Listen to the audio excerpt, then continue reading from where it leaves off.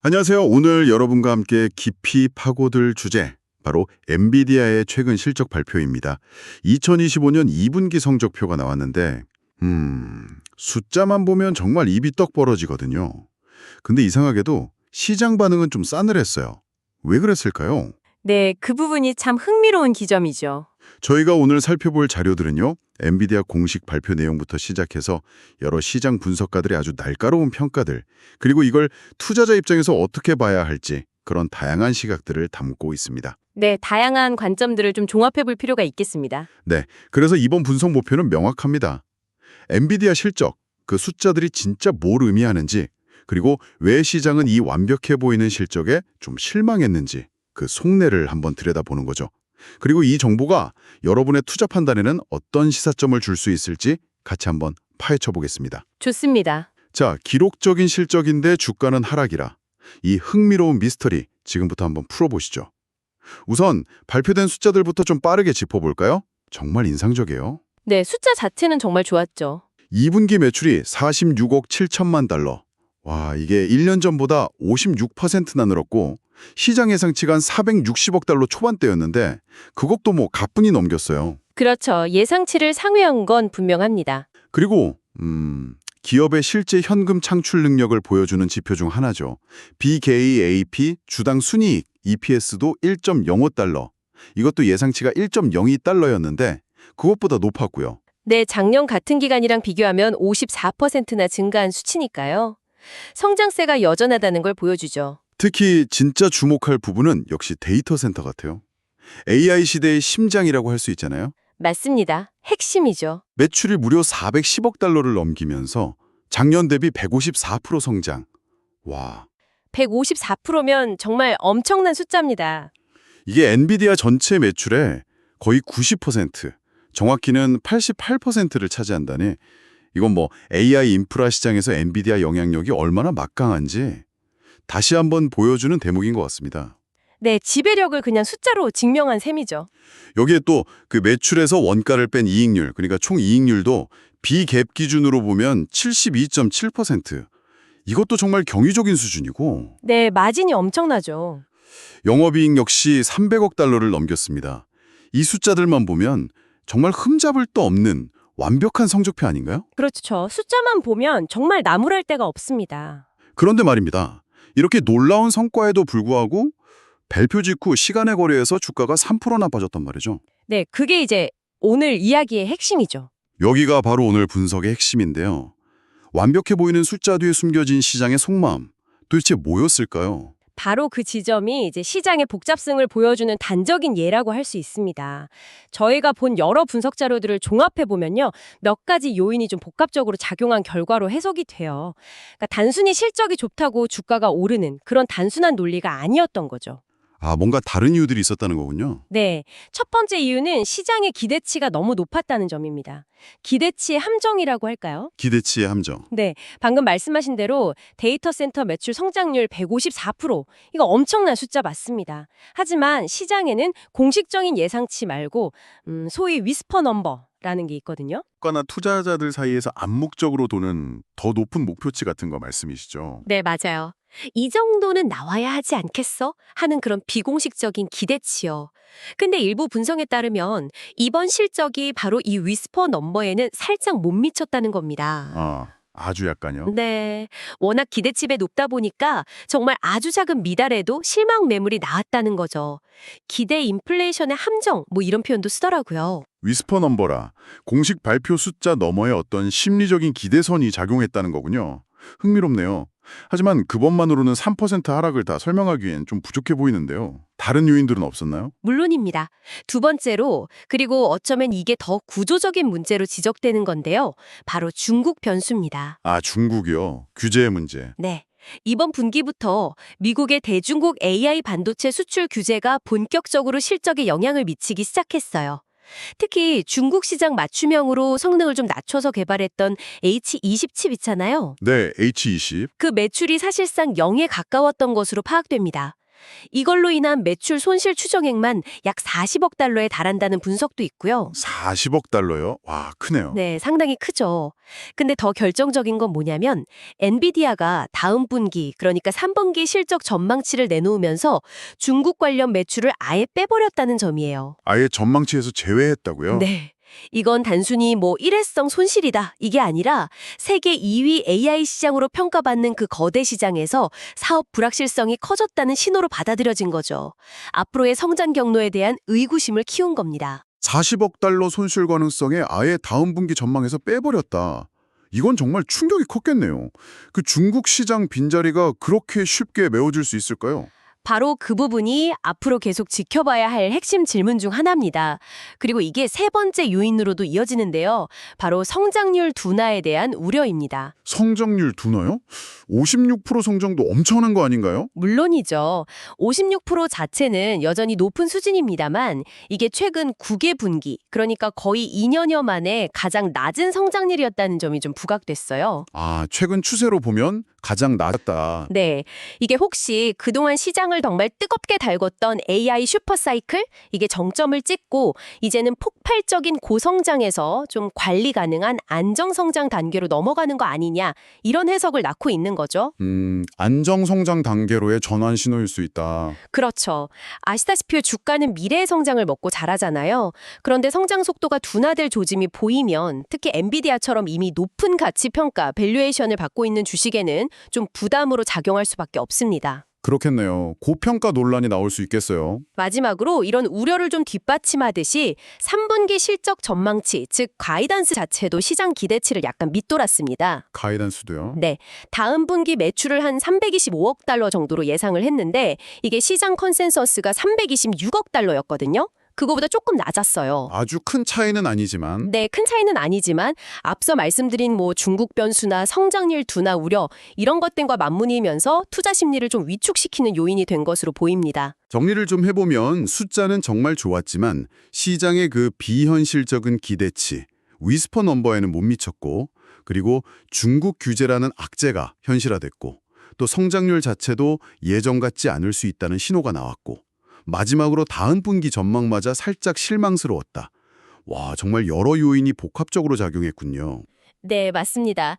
딱 한 가지 이유만은 아니었던 거죠. 그렇다면 이 단기적인 시장 반응 너머로 엔비디아의 큰 그림은 어떻게 봐야 할까요? 이게 뭐 여기서 끝난 걸까요? 아니면 새로운 시작일 수도 있을까요? 단기적인 주가 등락만 보고 섣불리 판단하기는 좀 어렵습니다. 좀 더 긴 호흡으로 봐야 할 부분들이 많죠. 저희가 본 분석 자료들에서도 몇 가지 중요한 점들을 강조하고 있더라고요. 어떤 점들이죠? 우선 AI 인프라 시장, 특히 AI 모델 학습에 필요한 그 고성능 GPU 시장에서 엔비디아의 지배력은 여전히 절대적이다.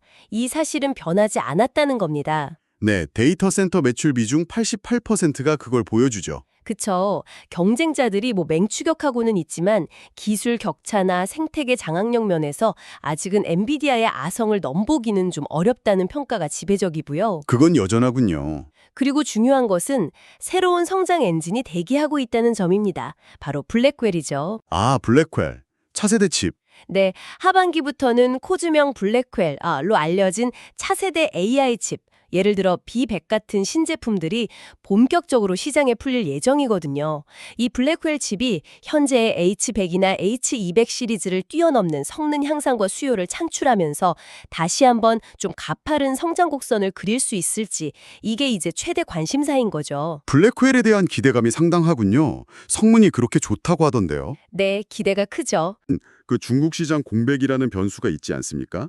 블랙웰이 나온다고 해도 이 문제를 상쇄할 수 있을까요? 자료들에서는 이 부분에 대해 어떻게 분석하고 있나요? 아주 좋은 질문입니다. 바로 그 지점이 앞으로 엔비디아의 성과를 가를 핵심 변수 중 하나로 꼽힙니다. 분석가들의 의견은 조금씩 엇갈리긴 하는데요. 네. 대체적으로는 중국 외 다른 지역의 수요가 워낙 강력해서 충분히 상쇄하고도 남을 수 있다. 이런 시각이 좀 우세한 것 같아요. 다른 지역 수요가 그렇게 강한가요? 네, 북미의 빅테크 기업들, 마이크로소프트, 구글, 메타 같은 회사들은 물론이고요. 유럽, 중동, 인도 같은 곳에서도 자체적인 AI 인프라를 구축하려는 수요가 정말 폭발적으로 늘어나고 있거든요. 실제로 이들 기업의 엔비디아 칩 주문량이 계속해서 증가하고 있다는 보고도 계속 나오고 있고요. 물론 중국 시장의 완전한 부재가 장기적으로 어떤 영향을 미칠지는 계속 주시해야 할 문제이긴 합니다. 그렇군요. 다른 지역의 폭발적인 수요가 관건이네요. 또한 이번 실적 발표를 계기로 어쩌면 엔비디아가 성장 단계의 전환점에 접어들었을 가능성도 좀 염두에 두어야 합니다. 성장 단계의 전환이요? 네, 앞서 잠깐 언급했듯이 지난 몇 년간의 정말 폭발적인 초고속 성장 시대가 일단락되고 이제는 좀 더 예측 가능하지만 여전히 높은 수준의 안정적인 고성장 시대로 진입하는 과정일 수 있다는 해석입니다. 안정적인 고성장? 만약 그렇다면 시장 참여자들도 엔비디아에 대한 기대 수준이나 가치평가 방식을 이 새로운 국면에 맞게 좀 조정해 나갈 필요가 있겠죠. 어쩌면 지금의 주가 조정은 그런 기대치 재조정 과정의 일부일 수도 있고요. 그렇군요. 절대 강자의 지위는 여전하고 블랙웰이라는 강력한 신무기도 있지만 중국 변수와 또 성장 속도 조절이라는 과제도 안게 된 상황이네요. 그럼 앞으로 엔비디아의 방향을 예측하려면 어떤 질문들에 좀 주목해야 할까요? 네, 여러 분석 자료들을 종합해 볼 때 앞으로 엔비디아의 향방을 가늠할 핵심 질문은 크게 세 가지 정도로 요약될 수 있을 것 같습니다. 세 가지요? 첫째, 차세대 칩 블랙웰이 시장의 높은 기대를 충족시키면서 다시 한번 매출 성장을 견인할 수 있을 것인가? 이게 가장 중요하겠죠. 네, 블랙웰의 성공 여부. 둘째, 중국의 지역의 AI 투자 수요가 중국 시장의 공백을 충분히 메우고도 남을 만큼 강력하게 그리고 지속적으로 이어질 것인가? 지속성이 중요하겠네요. 그렇죠. 그리고 셋째, 만약 성장 속도가 이전보다 다소 둔화되는 게 맞는다면 현재의 높은 주가 수준, 즉 기업 가치 평가, 밸류에이션이 이 안정성장 국면에서도 과연 정당화될 수 있을 것인가? 밸류에이션 문제. 네, 이 질문들에 대한 답을 찾아가는 과정에서 엔비디아의 중장기적인 가치가 결정될 것으로 보입니다. 블랙웰의 파괴력, 중국의 수요의 지속성, 그리고 새로운 성장 속도에 맞는 적정 가치. 이 세 가지가 핵심이군요. 네, 그렇습니다. 자, 이런 분석들을 바탕으로 이제 많은 분들이 고민하실 지점, 바로 그래서 내 포트폴리오에서 엔비디아를 어떻게 다뤄야 할까 하는 문제로 넘어가 보겠습니다. 저희가 살펴본 자료들은 직접적인 투자 조언이라기보다는 여러분 스스로 좀 합리적인 판단을 내리는데 도움이 될 만한 몇 가지 기준점들을 제시하고 있었습니다. 이건 정답이 아니라 참고할 만한 생각의 틀, 프레임워크 정도로 받아들여 주시면 좋을 것 같아요. 맞습니다. 투자의 최종 결정은 항상 본인의 판단과 책임하에 이루어져야 하는 거죠. 다만 이번 엔비디아 사례 분석을 통해 도출된 몇 가지 고려사항을 좀 정리해 볼 수는 있겠습니다. 특히 과거와 같은 묻지마 상승 기대는 좀 경계해야 한다는 전제하에서요. 어떤 점들을 고려해야 할까요? 첫째, 엔비디아에 대한 투자 비중을 좀 점검하고 필요하다면 기대치 조정을 반영한 리밸런싱을 고려해 볼 시점이다, 이런 분석이 많습니다. 리밸런싱이요? 네, 예를 들어 과거에 폭발적 성장을 기대하고 설정했던 비중이 있다면 이제 안정적 고성장이라는 새로운 국면 가능성을 고려해서 목표 비중을 좀 재설정할 필요가 있다는 거죠. 자료들에서는 일반적으로 단일 종목 비중 상한선을 전체 포트폴리오의 한 20에서 30% 정도로 권고하는데요. 특히 기술주 전체 비중이 40에서 50%를 넘지 않도록 관리하는 것이 변동성 위험을 줄이는 데 도움이 된다고 조언합니다.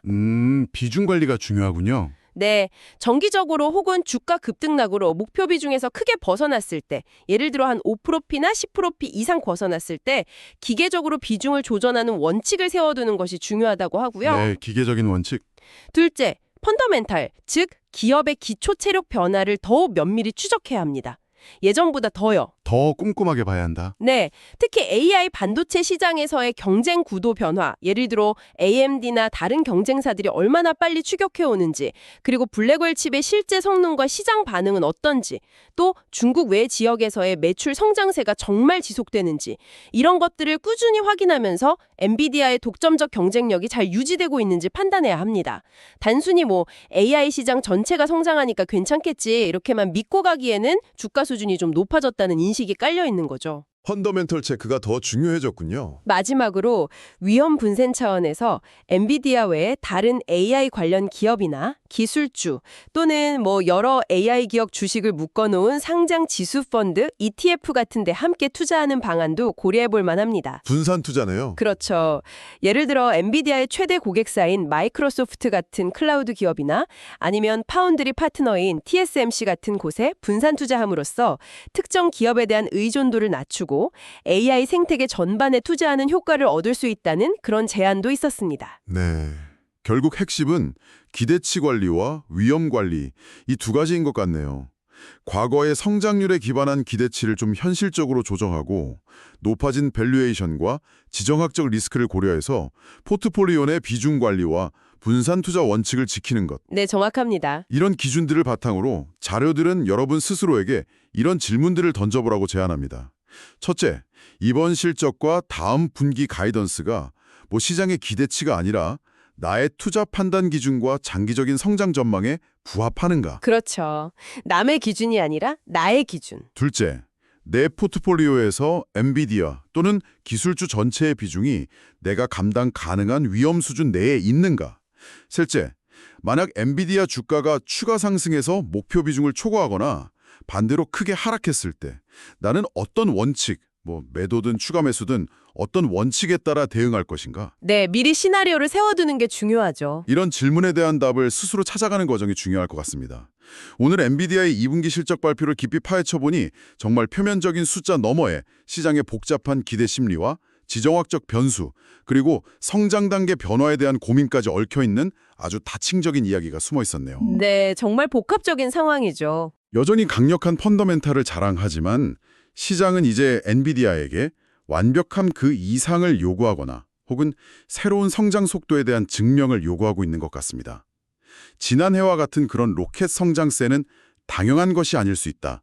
이런 신호가 분명히 읽힙니다. 정확합니다. 이번 사례는 기업의 실적 그 자체만큼이나 시장 참여자들의 기대 수준을 이해하는 것이 얼마나 중요한지, 그리고 주가에 이미 반영된 기대와 앞으로 펼쳐질 현실 사이의 간극을 어떻게 분석하고 대응해야 하는지를 잘 보여주는 것 같아요. 단순히 좋다, 나쁘다 이런 이분법적인 판단보다는 변화하는 현실과 기대 사이의 그 역학관계를 읽어내는 좀 섬세한 접근이 필요한 시점입니다. 네, 섬세한 접근이 필요하다. 마지막 생각거리 제시. 오늘 저희는 엔비디아의 실적과 시장 반응, 그리고 투자 관점에 대해 이야기 나눴습니다. 그런데 여기서 한 걸음 더 나아가서 생각해 볼 지점이 있는 것 같아요. 자료들이 공통적으로 지적하듯이 엔비디아는 AI 혁명을 가능하게 하는 핵심 인프라, 그러니까 비유하자면 디지털 골드러시 시대에 곡괭이와 삽을 공급하는 거의 독점적인 위치에 있잖아요. 네, 그렇죠. 필수제 공급자죠. AI가 앞으로 우리 사회 곳곳을 바꾸어 놓을 이 거대한 전환기에 그 핵심 동력을 특정 기업이 이렇게 장악하고 있다는 사실 자체가 앞으로 어떤 의미를 가질까요? 이게 경제 구조나 기술 발전의 방향, 심지어는 국가 간의 힘의 균형에는 또 어떤 영향을 미치게 될까요? 단순히 주가 전망을 넘어서 여러분은 이 AI 인프라 독점이라는 현상이 가져올 더 광범위한 함의에 대해 어떤 질문을 던져보고 싶으신가요? 한번 생각해 보시면 좋겠습니다. 네, 정말 중요한 질문인 것 같습니다. 오늘 저희와 함께 깊이 있는 분석에 동참해 주셔서 감사합니다. 다음에도 여러분의 지적 여정에 도움이 될 흥미로운 주제로 다시 찾아뵙겠습니다. 감사합니다.